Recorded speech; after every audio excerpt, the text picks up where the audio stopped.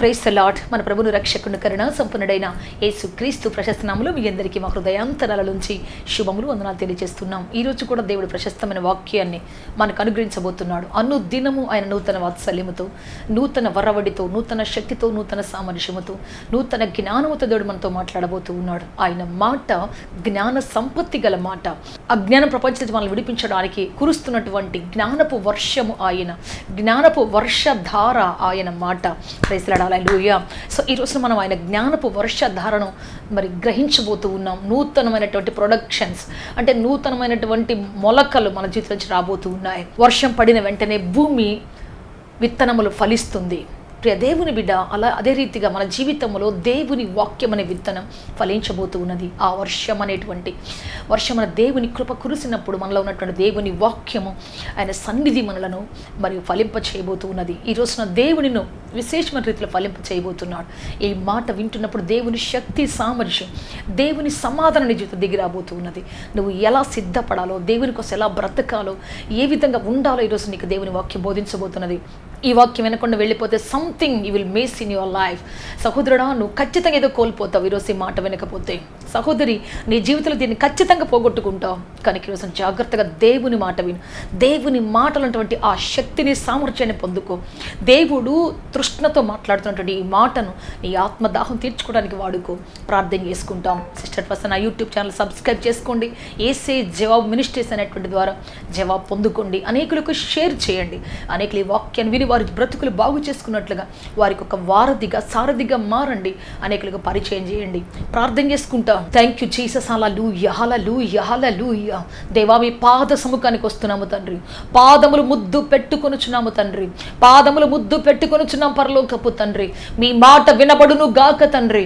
మీ స్వరము తండ్రి సముద్ర తరంగముల వలె కరడని శబ్దంతో పలకరించును గాక తండ్రి. అద్భుతం జరుగును గాక, ఆశ్చర్యకరం జరుగును గాక తండ్రి. మీకు స్తోత్రం. మీ శక్తితో నిలబెట్టి నడిపించండి. అభిషేకంతో నింపండి తండ్రి. సమాధానముతో నింపండి ప్రభువా.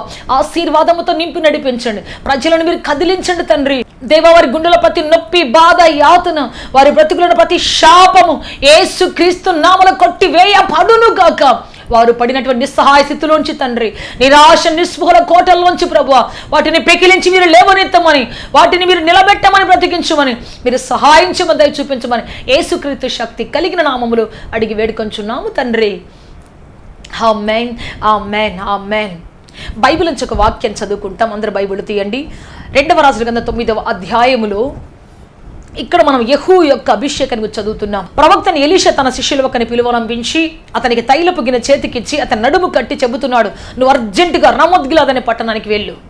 అక్కడ నింషికి పుట్టిన యెహోషాపాతు కుమారుడైనటువంటి యెహూ అక్కడ ఉంటాడు. అతడు అక్కడ కూర్చొని ఉన్నప్పుడు అతని లోపలికి పిలిచి అతను అభిషేకించి, అతను దర్శించి ఎక్కడున్నాడో చూసి అతన్ని అభిషేకించి అతనికి చెప్పాల్సిన బాధ్యతలను చెప్పేసి అక్కడి నుంచి ఇమ్మీడియట్గా పారిపోయి రా అని చెప్పేశాడు.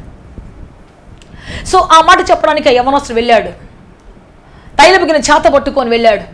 ప్రియ దేవుని బిడ్డ, ఒక పిచ్చోళ్ళలాగా, ఒక వెర్రివాళ్ళలాగా గుర్తు పట్టుకొని వెళ్ళాడు. ఎందుకంటే యెహూకి ఇవ్వాల్సినటువంటి బాధ్యతాయుతమైన పని ఎవరికి తెలియకుండా సీక్రెట్గా వెళ్ళాలి. యెహూ చేయవలసిన కార్యం ఏంటి అంటే ఆ దేశపు రాజ్యాన్ని, ఏలుబడి చేసినటువంటి యెజెబెల్ రాజ్యాన్ని కోల్చాలి. అతడు యెజెబెల్ సంతతిని మొత్తం నాశనం చేయాలి. యెజెబెల్ యొక్క ప్రజలందరూ నాశనం చేయాలి. అటువంటి బృహత్తరమైన కార్యం దేవుడు చేయాలనుకుంటున్నాడు. కాబట్టి ఆ దేశాన్ని ప్రక్షాళన చేయాలనుకుంటున్నాడు. కాబట్టి యెహూ ఆ పని చేయగలడని నమ్మకంతో దేవుడు పంపించాడు. సో ప్రియ దేవుని బట్టి ఇది చాలా భయంకరమైన పని, కీలకమైన పని. ఇది చాలా సాహసోపేతమైనటువంటి పని. అయినా సరే యెహూకి పని అప్పగించమని దేవుని ఆత్మ చెప్పినప్పుడు ఎలీషా అలాగే పంపించాడు. అయితే అతను అభిషేకించిన తర్వాత ఏం జరిగింది మనం చూద్దాం. 2వ రాజుల గ్రంథం 9వ అధ్యాయం 4వ వచనం చదువుతున్నాను చూడండి. యవ్వనుడైన ఆ ప్రవక్త పోవులనని బయలుదేరి రామోత్గిలాదునకు వచ్చినప్పటికీ సైన్యాధిపతులు కూర్చొని ఉండేరి. అప్పుడు అతడు, అధిపతి నీకు ఒక సమాచారం తెచ్చితనని చెప్పగా యెహూ, ఇందరిలో అది ఎవరిని గూర్చినదని అడుగగా అతడు, అధిపతి నిన్ను గూర్చినదే అనేను. అందుకు యెహూ లేచి ఇంటిలో ప్రవేశించెను. యెహూ లేచి ఇంటిలో ప్రవేశించెను. మళ్ళీ ఒకసారి చెప్తున్నాను చూడండి. ఈ యెహూ లేచి తానున్న స్థితిలోంచి, తనున్న ప్రజల మధ్యలోంచి, తానున్న పరిస్థితుల మధ్యలోంచి లేచి ఇంటిలో ప్రవేశించెను. Praise lord. హల్లెలూయా. దేవుడు ఎన్ని గొప్ప కార్యాలు చేయాలన్నా, దేవుడు ఎన్ని ప్రణాళికలు కలిగి ఉన్నా, ఎన్ని అతని కోసం సిద్ధపరిచినా, ఎన్ని రకాలుగా అతని బలపరిచేటువంటి అన్ని సిద్ధపరిచిన అతడు గాని లేవకపోతే, నీవు గాని లేవకపోతే, ప్రకృతి సిద్ధపడినా, పరిస్థితులు సిద్ధపడినా, నీ వాళ్ళందరూ సిద్ధపడినా, నువ్వు సిద్ధపడకపోతే ప్రియ దేవుని బిడ్డ ప్రపంచంలో ఏ కార్యము జరగదు. చిన్నప్పుడు ఒక సామెత చెప్పేటువంటి వాళ్ళు ఏంటి అంటే, గుర్రాన్ని నీళ్ల దాకా తీసుకుని పోగలం, దానికి తాడు కట్టగలం, నీటి చెరువును తవ్వగలం, నీళ్లు నింపగలం, దేవుడు ఆకాశం నుంచి వర్షాన్ని పంపించి నీళ్లు నింపుతాడు. ప్రియ దేవుని బిడ్డ అక్కడ తీసుకొని పోగలం, కానీ నీళ్లు మాత్రం తాపించలేం. దానికి ఇష్టం లేకపోతే, తాగాలని తృష్ణ దానికి లేకపోతే, తాగాలన్న ఆశ దానికి లేకపోతే, నువ్వు ఎన్ని నీళ్లు సృష్టించి పెట్టినా, ఎంత పెద్ద చెరువు తవ్వినా, ఎంత దూరం నడిపించినా తాగదు. సో అదే రీతిగా ప్రియ దేవుని బిడ్డ, నీ హృదయంలో తృష్ణ లేకపోతే, ఏదో సాధించాలని, లేకపోతే దేవుని కోసం ఏదో చెయ్యాలని, నీ జీవితంలో ఏదో గొప్ప వాటిని పొందాలని ఆశ నీకు లేకపోతే, తృష్ణ నీకు లేకపోతే, దాహము లేకపోతే, లేవాలన్న సిద్ధపాటు నీకు లేకపోతే, దేవుడు ఎన్ని రకాలుగా ఎంతమందిని సిద్ధపరిచినా అదంతా వ్యర్థమైపోతుంది. 38 సంవత్సరాల నుంచి ఒక రోగి బెతెస్దా కోనేటి పక్కన పడి ఉన్నాడు. యోహాను సువార్త 5వ అధ్యాయాలు మనం చూస్తే అక్కడ కుంటి వాళ్ళు, మోసకాలు చేతులకు వెళ్ళినటువంటి వాళ్ళు చాలామంది ఉన్నారు. ప్రియ దేవుని బిడ్డ, అతడు 38 ఏళ్ళ నుంచి అక్కడే కూర్చొని ఉన్నాడు. దేవదూత వస్తుంది, పరలోకం నుంచి దేవదూత దిగి వస్తుంది. ఆకాశపు తలుపులు తెరిచినప్పుడు దేవదూత దిగి వస్తుంది, ఆ నీళ్ళని కదిలిస్తుంది. ఆ నీళ్లు కదిలి వెంటనే అతని ఆ నీటికి స్వస్థపరిచే శక్తి వస్తుంది. అంటే స్వస్థపరిచే శక్తి ఉంది, దేవదూతలు వచ్చి కదిలిస్తున్నారు. ఏ రోగి దిగినా స్వస్థపరిచి, ఎంత పెద్ద రోగమైన స్వస్థపడుతుంది. కానీ ఈ రోగి సిద్ధపడనందువల్ల 38 ఏళ్ళ నుంచి అనేక మంది దిగిన వాళ్ళు స్వస్థపడుతున్నారు. ఎవరైతే దూకుతున్నారో వాళ్ళందరూ స్వస్థపడుతున్నారు. కళ్ళ ముందు సాక్ష్యాలు, సజీవ సాక్ష్యాలు అతని జీవితంలో ఉన్నాయి. చాలామందిని చూశాడు అతడు. కానీ అతడు సిద్ధపడనందువలన, అతడు ఆ ప్రదేశం నుంచి లేవనందువలన, ప్రియ దేవుని బిడ్డ 38 ఏళ్ళు రోగం అతను ఏలుబడి చేసింది, 38 ఏళ్ళు దరిద్రం అతను ఏలుబడి చేసింది, 38 ఏళ్ళు శాపం అతను ఏలుబడి చేసింది, 38 సంవత్సరాలు అధైర్యం అతన్ని ఏలుబడి చేసింది, 38 సంవత్సరాలు అతడు ఎక్యూజ్ చేసుకుంటూ బ్రతుకుతున్నాడు, తనను తను శపించుకుంటూ, ఇతరులను శపిస్తూ, 38 సంవత్సరాలు అందరిని నిందిస్తూ, 38 ఏండ్లు ప్రియ దేవుని బిడ్డ తన యవ్వన కాలం అంతా, తన జీవితంలో ఎన్నో సందర్భాలు పోగొట్టుకుని బతికాడు. కారణం ఏంటో తెలుసా? అతడు లేవనందువలన తన జీవితంలో ఎన్నిటినో నిందించాల్సి వచ్చింది, ఎంతో శక్తిని పోగొట్టుకోవాల్సి వచ్చింది.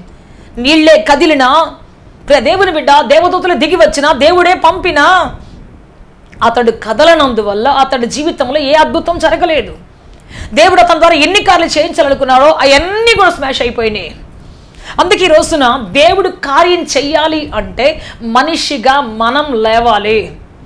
ఇప్పుడు మోషే జీవితంలో మనం చూస్తే, మోషే ఎప్పుడైతే నాయకుడిగా సిద్ధపడి వచ్చాడో, ఆ తర్వాత దేవుడు అతని కోసం ఎర్ర సముద్రం చీల్చే మార్గాన్ని సిద్ధపరిచాడు. దేవుని బట్టి అదేవిధంగా అగ్నిస్తంభాన్ని సిద్ధపరిచాడు, మేఘస్తంభాన్ని సిద్ధపరిచాడు కదా. మారాను మధురంగా మార్చేటువంటి ఆ నీటి కొమ్మను సిద్ధపరిచాడు. ఎక్కడ మారా ఉందో అక్కడే నీటి కొమ్మ కూడా ఉంది. ఎక్కడ దాహమయ్యిందో అక్కడే నీళ్లు గల జలపాతము కలిగినటువంటి ఆ యొక్క కొండను దేవుడు సిద్ధపరిచాడు. ప్రైజ్ ది లార్డ్, హల్లెలూయా.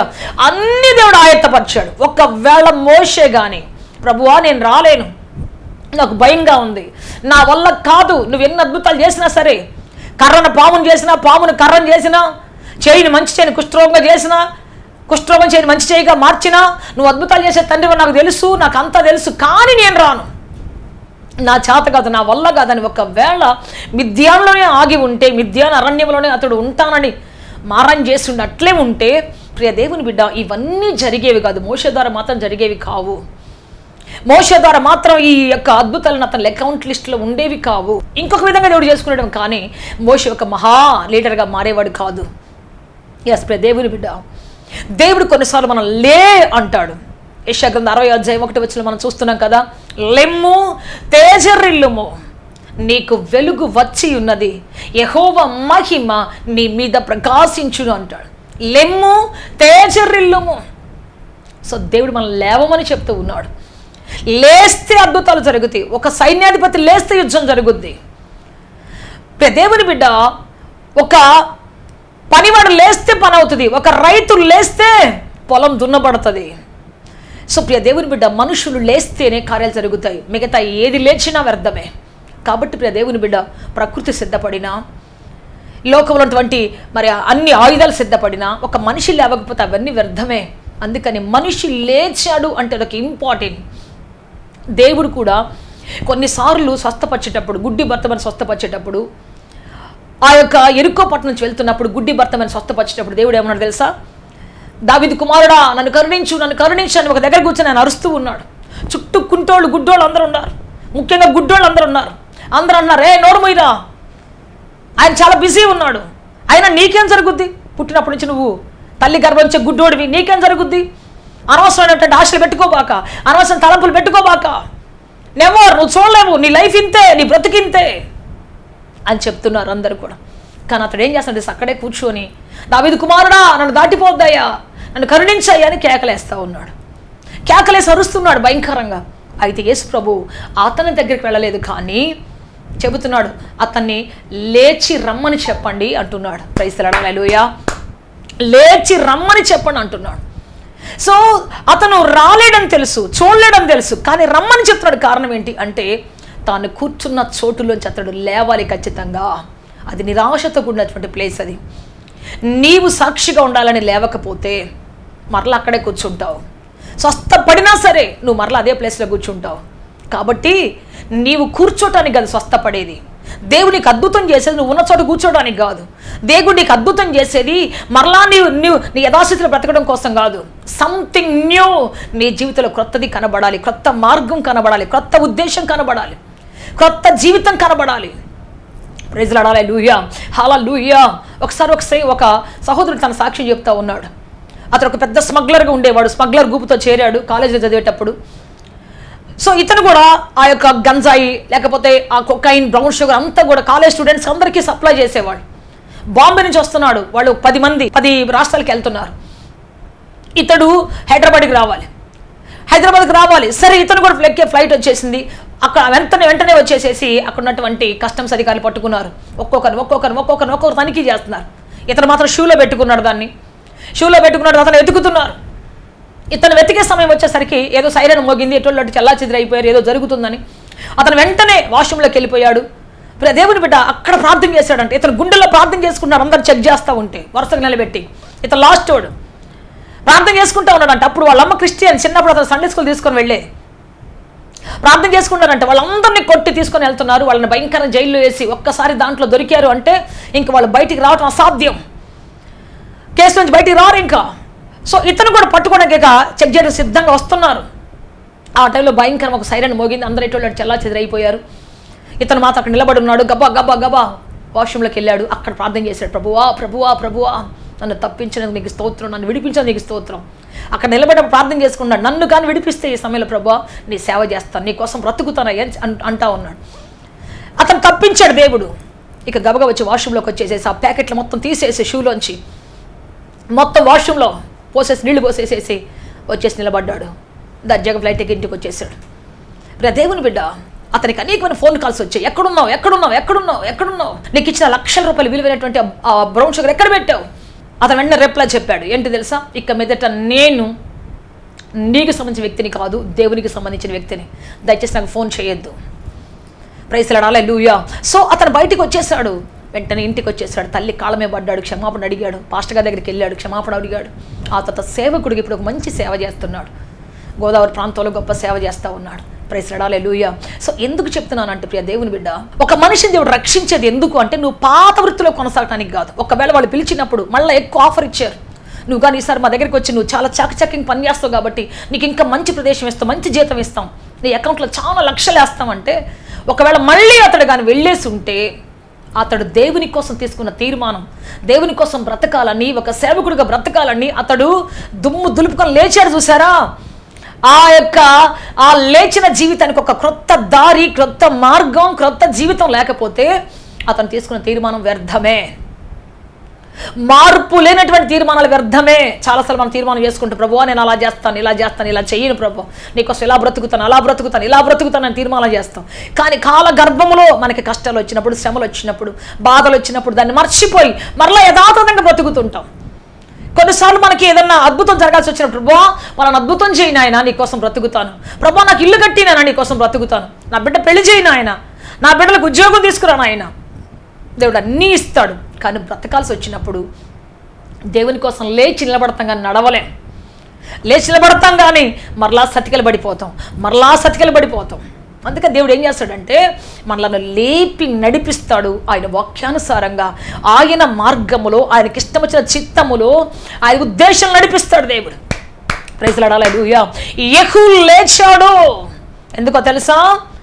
మరలా తిరిగి ఇక్కడ కూర్చోడానికి కాదు, మరలా ఈ యొక్క కూర్చొని అధిపతులతో పాటు కూర్చోడానికి కాదు, నిన్నటి వరకు ఏం చేశాడు చేయడానికి కాదు. నిన్నటి వరకు అతడు ఎవరు అంటే ఆహాబు సైన్యములో ఒక సైన్యాధిపతి, ఆహాబు యొక్క చేతి కింద పనిచేసినటువంటి ఒక సైనికుడు ఆయన, ఆహాబు యొక్క జీతం తీసుకున్న ఒక వ్యక్తి ఆయన, ఆహాబు యొక్క కొలువులో ఉన్నటువంటి ఒక అధిపతి అతడు. ఇప్పుడు దేనికోసం లేచాడు అంటే ఈ వ్యక్తి ఏం చెబుతాడో, ఈ ప్రవక్త ఏం చెబుతాడో, ఏమి చేయమంటాడో అది చెయ్యడానికి లేచాడు తప్ప మరలా వచ్చి ఈ గుంపుతో కూర్చోడానికి కాదు, మరలా వచ్చి వీళ్ళతో పాటు మరలా ఆహాబు సైన్యాలు పనిచేయడానికి కాదు. దేవునికి విరోధి అయినటువంటి, దేవుని రాజ్యాన్ని కొల్లగొడుతూ, దేవుని యొక్క రాజ్యాన్ని ఆ ప్రవక్తలను చంపుతూ, దేవుని యొక్క బలిపీఠాన్ని పడద్రోస్తూ ఉన్నటువంటి వారికి సొత్తుగా బ్రతకడానికి కాదు, వాళ్ళతో పాటు జీవించడానికి కాదు. ఈరోజు క్రొత్త మార్గం. అతడు లేచి ఇంటిలోనికి వెళ్ళాడు. వచ్చిన వ్యక్తి ఇక మరలా అతని కొలువులో ఉండటానికి వెళ్ళలేదు. ఆహాబు కొలువులో ఉండడానికి కానీ, యెజెబెలు కొలువులో ఉండడానికి కానీ, యెజెబెలుతో సమాధానం ఉండటం కోసం కానీ అతడు దండెత్తి వస్తున్నప్పుడు అందరూ చెప్పారు, అమ్మా, పైన ఉన్నటువంటి వాళ్ళందరూ కాపలా కాస్తున్నటువంటి వాళ్ళు చెప్పారు, అమ్మా యెహూ వచ్చేస్తున్నాడు అంటే ఆమె దూతలు పంపించింది, ఇదిగో సమాధానంగా వస్తున్నావా లేదా?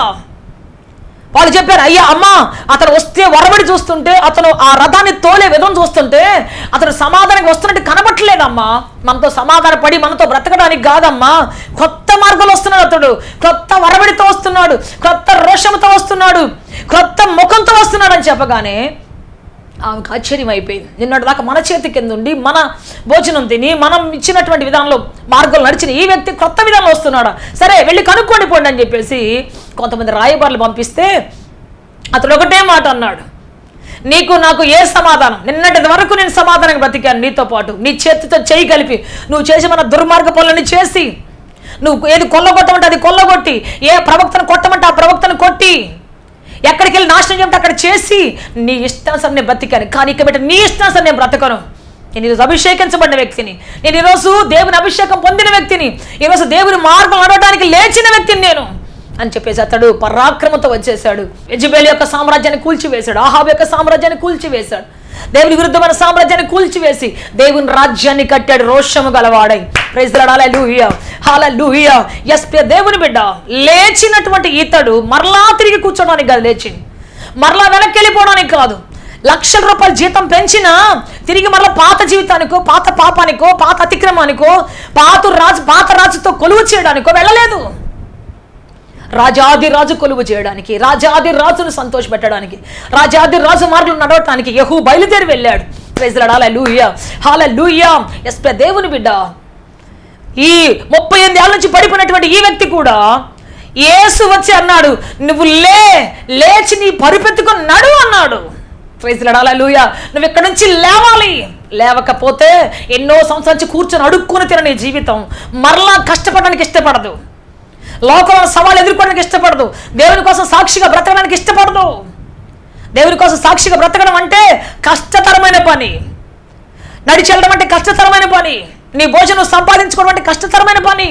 కానీ ఇక్కడ కూర్చోండి చాలు, తిట్టినా కొట్టిన ఎవరో ఒకళ్ళు వేస్తారు.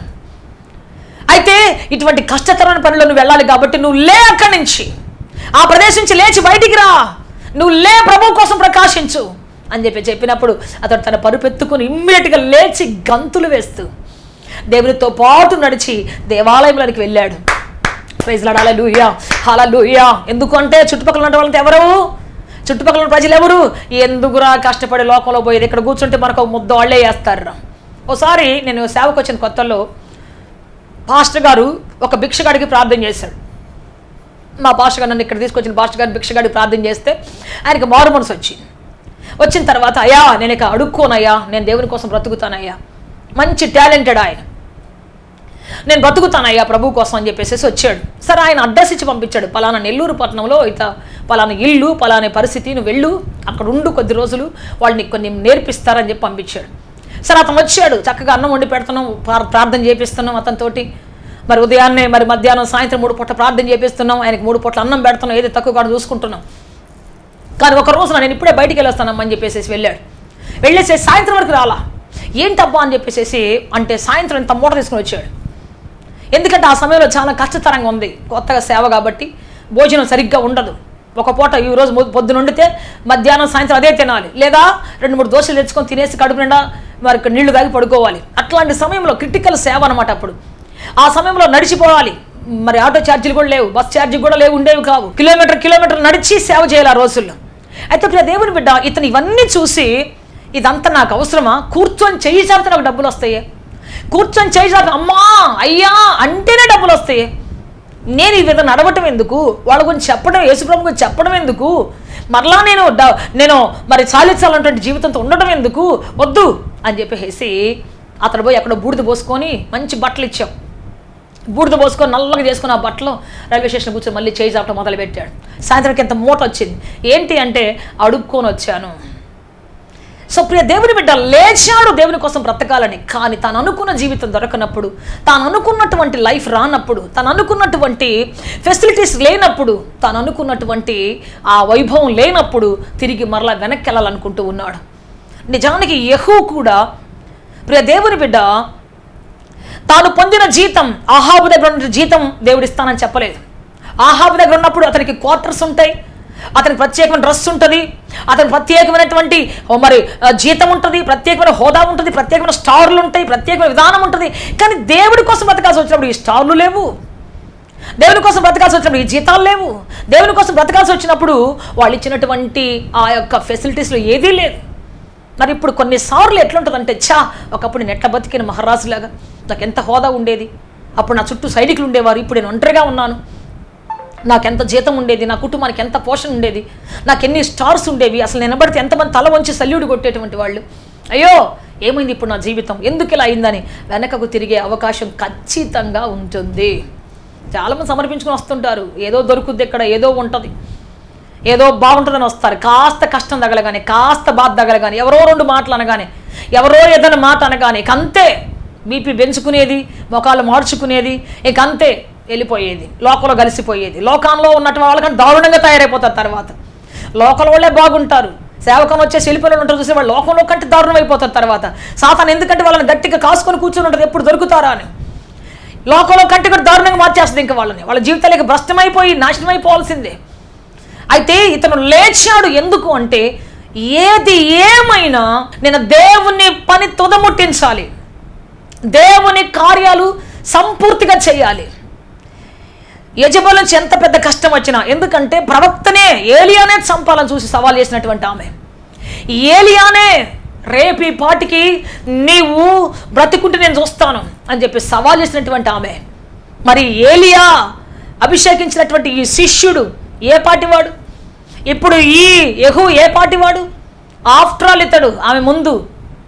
సో ప్రియ దేవుని బిడ్డ మరి అటువంటి కర్కోటకురాలతోటి తలపడాలంటే, అంత విస్తరించిన సామ్రాజ్యం కలిగినటువంటి వ్యక్తితో తలపడాలంటే కనికరం లేకుండా, జాలి లేకుండా, దయ లేకుండా, దేవుని ప్రజలు అనుకున్న వారిని అందరినీ ముక్కలుగా నరికేయాలనుకుంటున్నటువంటి వ్యక్తితో తలపడాలంటే ఎంత కష్టం, ఎంత బాధ, ఎంత ధైర్యం ఉండాలి, ఎన్ని గుండెలు ఉండాలి ఎదుర్కోవాలంటే. కానీ అతడు 100% లేచి నిలబడ్డాడు. ప్రైజ్ ది లార్డ్, హల్లెలూయా, హల్లెలూయా. కొన్నిసార్లు మన శత్రువు చాలా పెద్దోళ్ళు ఉంటారు, మన వ్యతిరేకించేటువంటి వాళ్ళు చాలా పెద్ద వాళ్ళు ఉంటారు. వాళ్ళ బలం, వాళ్ళ అధికారం, వాళ్ళకున్న ఫేమ్, వాళ్ళకున్నటువంటి చదువు, జ్ఞానం, వారికున్న ఆస్తులు, అంతస్తుల ముందు మనం నథింగ్ అన్నట్టు ఉంటారు. ఆ రోజులు వాళ్ళకి వ్యతిరేకంగా నిలబడటం అంటే ఎంత కష్టం తెలుసా, ఎంత బాధ తెలుసా. కానీ యెహూ ఒక్కడే లేచాడు. నన్ను పిలిచే దేవుడు, ప్రైజ్ ది లార్డ్, హల్లెలూయా.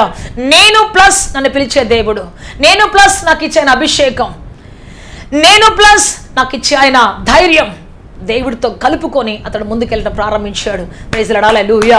లేచిన నేను తిరిగి చూడకూడదు వెనక్కి, నో టర్నింగ్ బ్యాక్ అన్నట్టుగా స్థిర నిశ్చయంతో, కృత నిశ్చయంతో లేచి నిలబడ్డాడు.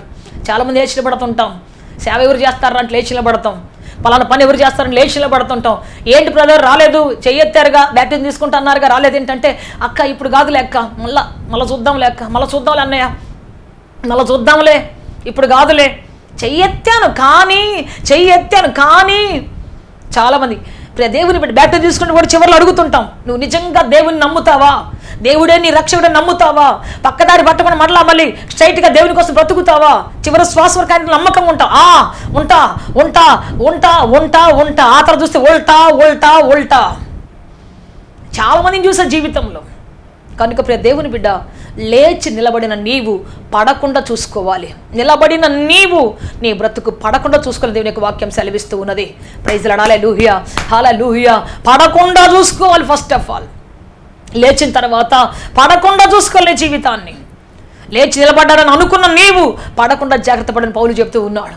ఎస్ ప్రియ దేవుని బిడ్డ, దేవుని కోసం నిలబడినట్టు మన జీవితం సాతాను పడదోయాలని అనేక రకాల శ్రమలు, అనేక రకాల కష్టాలు, అనేక నిందలు, చెయ్యని నేరాలు, చెయ్యని బాధలు, వాటికి బాధపడాల్సిన పరిస్థితి వస్తుంది. చెయ్యని నిందలు రావాల్సి వస్తుంది, మీదకి మొయ్యాల్సి వస్తుంది చాలాసార్లు. అయితే ఇటువంటి కష్టాల్లో, శ్రమల్లో నువ్వు ఎప్పుడైతే తల ఉంచుకొని దేవుని కోసం నిలబడతావో, దేవుని కోసం అడుగు కట్టుకుంటావో, అటు ఇటు తొట్టులు నిలబడతావో, నిజంగా నీ పక్షాన్ని దేవుడు నిలబడి ఆయన నిలబెట్టి నిన్ను గొప్ప కార్యాల కోసం ఆయత్తపరుస్తాడు. ప్రైజ్ లార్డ్, హల్లెలూయా. ఎస్ దేవుని బిడ్డ యెహూ జీవితంలో మనం చూస్తే అతడు లేచి నిలబడ్డాడు. ఇక్కడ గుడ్డి భర్తమై కూడా లేచాడు. తన బట్టను పారవేసి, తన గత జీవితాన్ని పారవేసి, తన బలకింతలు పారవేసి, తన ఆశలు పారవేసి, తన బ్రతుకులో ఉన్నటువంటి ఆ దుష్టతను పారవేసి, తన పై వస్త్రాన్ని పారవేసి ఏం చేశాడు తెలుసా? దిగ్గున పరిగెత్తుకుంటూ వచ్చి దేవుని పాదాల దగ్గర ఉన్నాడు. ఆ తర్వాత ఆయన కళ్ళను ముట్టి తాకి స్వస్థపరిచి వెలుగు చూపించాడు. ప్రైజ్ లార్డ్, హల్లెలూయా. ఆ తర్వాత ఆయన యేసు వెంబడి వెళ్ళాను. తిరిగి మరలా వచ్చి కూర్చోలేదు. నేను మళ్ళీ వస్తాను, దేవుడు కళ్ళు తెరిస్తే ఆయన వెనకాల వెళ్తాను, లేకపోతే మళ్ళీ వస్తాను రా, ఒకవేళ కళ్ళు తెరిస్తే నాకు కష్టమైన వస్తాను, నాకు ఆహారం దొరకనప్పుడు ఇక్కడికే వస్తాను, నాకు కానీ వస్త్రం దొరకకపోతే మళ్ళీ ఈ వస్త్రమే, పై వస్త్రమే కప్పుకొని మళ్ళీ కూర్చుంటాను, బ్రతకలేనప్పుడు మళ్ళీ వస్తాను రా అని చెప్పి నా స్థలం జాగ్రత్త, నా మెట్టు జాగ్రత్త అని చెప్పిపోలేదు. దిగ్గులు లేచి వెళ్ళాడంతే, తిరిగి ఎప్పుడు మళ్ళీ అక్కడికి రాలేదు. తన పాత గతంలోకి ఎప్పుడు తిరిగి రాలేదు. తన పాత భవిష్యత్తు, తన పాత యొక్క జీవితానికి ఎప్పుడు రాలేదు. పాత కొలీగ్స్ దగ్గర రాలేదు. చాలామంది దేవుళ్ళలోకి వస్తారు కానీ పాత ఫ్రెండ్షిప్ వదిలిపెట్టరు, ఆ తాగుబోతులు వదలరు, ఆ పాపిష్టి జనాన్ని వదిలిపెట్టరు, ఆ భక్తిహీనులు విడిచిపెట్టరు. వాళ్ళని పిలిపించుకుంటారు, మళ్ళీ పాత మాటలు మాట్లాడుకుంటూ ఉంటారు, మళ్ళీ పాత గతాన్ని తవ్వుకుంటూ ఉంటారు. 38 ఏళ్ళ నుంచి పడిపోయినటువంటి ఆ రోగిని లేపి ఆయన సాక్షిగా నిలబెట్టుకున్నటువంటి దేవుడు నీ కాళ్ళను బలపరిచి, నీ చీలమండల బలపరిచి శక్తితో నిలబెట్టబోతున్నాడు. శృంగారం అనే దేవాలయం దగ్గర పుట్టిన మొదలుకొని కుంటివాడిగా బ్రతుకుతున్న ఆ వ్యక్తి దిగ్గున లేచి అపోస్తులైనటువంటి పేతురు, యోహానుతో కలిసి ఆ శృంగారమైన దేవాలయంకి ఎక్కిపోయినటువంటి ఆ యొక్క దేవుని శక్తిని ప్రభు నీకు ఇవ్వబోతూ ఉన్నాడు. అదే రీతిగా ప్రియ దేవుని బిడ్డ, దేవుడు నిన్ను మరి ఉన్నతమైన భవిష్యత్తులు నడిపించబోతూ ఉన్నాడు. నాతో పాటు కలిసి ప్రార్థన చేస్తావా? ప్రార్థన వల్ల బ్రతికిస్తుంది, ప్రార్థన వల్ల ఎక్కిస్తుంది, ప్రార్థన వల్ల గొప్ప చేస్తుంది. అందరూ తలలు వంచి ప్రార్థన చేసుకుంటాం. భవిష్యత్తు వైపు చూస్తాను ప్రభువా, లోకం వైపు కాదు తండ్రి, నేను విడిచి వచ్చిన గతం వైపు కాదు ప్రభువా, విడిచి వచ్చిన గతపు అలవాట్ల వైపు కాదు ప్రభువా, నీ వైపే, నీ కోసమే ప్రభువా. ఎన్ని కష్టాలు వచ్చినా, శ్రమలు వచ్చినా, నో టర్నింగ్ బ్యాక్. వెన్ను తిరిగి చూడకుండా, ఆగిపోకుండా, పడిపోకుండా, కృంగిపోకుండా నీకోసం బ్రతుకుతాను ప్రభువా, నీకోసం సాగిపోతాను ప్రభువా. చెబుదామా? ఈ రోజున ఒక మంచి తీర్మానం చేసుకుందాం. ఈ ప్రార్థన అయ్యే లోపలే దేవుడు నీ స్థితిని మార్చబోతున్నాడు, నీ గతిని మార్చబోతూ ఉన్నాడు. ప్రార్థన ముగిసే లోపల దేవుడు నీ జీవితంలో ఒక అద్భుతమైన ప్రణాళికను ఆయన మరలా నెరవేర్చి నడిపించబోతూ ఉన్నాడు. నీ బ్రతుకు నూతన కార్యం ప్రభు చేయబోతున్నాడు. ప్రభువా మీకు స్తోత్రం, హల్లెలూయా, హల్లెలూయా. దేవా మిమ్మల్ని ఆరాధిస్తున్నాం, స్తుతిస్తున్నాం, ఘనపరుస్తున్నాము తండ్రి. నా ప్రియ సహోదరుడి కోసం ప్రార్థిస్తున్నాను ప్రభువా. నీ కోసం తీర్మానం చేసుకొని నిలబడి కొంతకాలం సాగి ఆగిపోయిన సహోదరి కోసం ప్రార్థిస్తున్నాను ప్రభువా. నడుము కట్టండి ప్రభువా, స్థిరపరచండి తండ్రి. నాయన నీ కొరకు బ్రతికించండి తండ్రి, ఆగిపోయద్దు నాయన ప్రభువా. ఆగిపోయిన ఏ వ్యక్తి మీద అయ్యా నీ ఆత్మ సంతోషించదు తండ్రి. ఆగిపోయిన ఏ వ్యక్తి ద్వారా నీవు సంతోషపడవు నాయన. నాగటి మీద చెయ్యి పెట్టి వెనుక చూచువాడు నాకు పాత్రుడు కాదన్నావు తండ్రి. ప్రభువా, ప్రభువా వెనుక తిరిగి చూడకుండా తండ్రి నాయన మీ వైపు చూసే కృప దయచేయండి అయ్యా. మీ వైపు తిరిగే భాగ్యం దయచేయండి తండ్రి. మీ కొరకు జీవించే భాగ్యం దయచేయండి తండ్రి. మీలో జీవించే కృప దయచేయండి తండ్రి. హల్లెలూయా, హల్లెలూయా, హల్లెలూయా. పరిశుద్ధ తండ్రి మీకు స్తోత్రం, పరలోక తండ్రి మీకు స్తోత్రం, మహిమగల తండ్రి మీకు స్తోత్రం. ఎంతమంది కృంగిపోయారో తండ్రి, తీర్మానం బద్దలు చేసుకుని తండ్రి, ఎంతమంది ప్రభు వెనుదిరిగి చూస్తున్నారో తండ్రి, వారందరిని మీరు లేవనెత్తండి ప్రభువా. సడలిన చేతులను, వాడలిన కాళ్ళను ప్రభువా మీరు బలపసం మీ కాళ్ళు పట్టుకుని బతిలాడుచున్నాం. సత్య మార్గంలో, సన్మార్గంలో ప్రభు, క్రీస్తు మార్గంలో, జీవపు మార్గంలో నడుచుకు తండ్రి మీరు ఆయత్తపరచమని కూర్చున్నాము నాయన. శక్తితో నింపండి, బలముతో, జీవంతో నింపండి ప్రభువా. మీ ఆత్మతో నింపి నడిపించండి అయ్యా. మీ ఆదరణ దయచేయండి తండ్రి, ఆశీర్వాదం దయచేయండి తండ్రి. ఆగిపోవటం నీ చిత్తము కాదు నాయన ప్రభువా. గొప్ప గురి వైపు తండ్రి, గమ్యం వైపు తండ్రి నాయన ప్రభువా, గమ్యం వైపు తండ్రి నాయన పరిగెత్త కృప దయచేయమడుచున్నాం తండ్రి. కృప కృప కృప కృప కనికరం దయచేయండి తండ్రి. శక్తితో నింపండి ప్రభువా, జీవముతో నింపండి ప్రభువా, ధైర్యముతో నింపండి తండ్రి. యెహూ యొక్క దేవుడా, యోసేపు యొక్క దేవుడా, మిమ్మల్ని ఆరాధిస్తాం, స్తుతిస్తున్న గుడ్డి భర్తమ యొక్క దేవుడా, కన్నులు తెరిచి గొప్ప ప్రపంచాన్ని చూపి బ్రతికించిన దేవుడా, మిమ్మల్ని ఆరాధిస్తాం, స్తుతిస్తున్నాము తండ్రి. మేము ఎక్కడ వెనుదిరిగి చూడకుండా తండ్రి, పాత గతాన్ని మరలా తవ్వుకోకుండా ప్రభువా, పాత గతాన్ని మరలా ప్రభు గుర్తు చేసుకోకుండా తండ్రి మీ కొరకు సాగిపోయే జీవితం దయచేయండి అయ్యా. మీ కొరకు బ్రతికే జీవితం దయచేయండి అయ్యా. మీ శక్తితో మీరు నడిపించండి అయ్యా. మీ బలముతో నింపండి, మీ వాత్సల్య బాగులతో మీరు నడిపించండి తండ్రి. సమాధానం దయచేయమని, మీ అభిషేకం దయచేయండి, ఆశ్రమం దయచేయండి, సహాయం చేయమని, కృపా కనికరం దయచేయండి తండ్రి. మీ అభిషేకించి నడిపించమని తండ్రి. ప్రతి కన్నిటిని తొడవండి నాయన. తిరిగి లేచే శక్తిని, సత్వమును దయచేయండి అయ్యా. మీరు అభిషేకించమని, సహాయం చేయమని, దయ చూపించి కనికరించమని యేసుక్రీస్తు శక్తి కలిగిన నామములో అడిగి వేడుకొంచున్నాం తండ్రి. ఆమేన్, ఆమేన్, ఆమేన్. హల్లెలూయా, హల్లెలూయా, ఆమేన్. మే గడ్ బ్లెస్ యూ ఆల్. దేవుడు అత్యధిక దీవించి ఆస్వాదించి ఉన్నత శిఖరమే లేచి నిలబెట్టును గాక.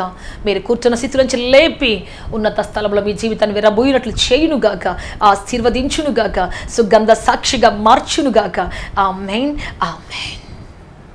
సత్యముతో ఆరాధించాలని ఆశిస్తున్నారా? యేసయ్యను గూర్చి మరింత లోతుగా తెలుసుకోవాలని అన్వేషిస్తున్నారా? శ్రమల, వేదనల, గొడ్రాలితనమా, నిరుద్యోగమా, ఓటమియా, సమస్య ఏదైనా జవాబు మాత్రం యేసులోనే. మీ సమస్యల కొరకు ప్రార్థించుటకు మా ప్రయత్న ద్వారములు ఎల్ల వేళలా తెరవబడే ఉంటాయి. వివరములకు మా చిరునామా హోలీ ప్యారడైజ్, కేహెచ్ వాడ, నవాబ్పేట, నెల్లూరు, ఆంధ్రప్రదేశ్, ఇండియా. మా ఫోన్ నంబర్లు 9247 807 6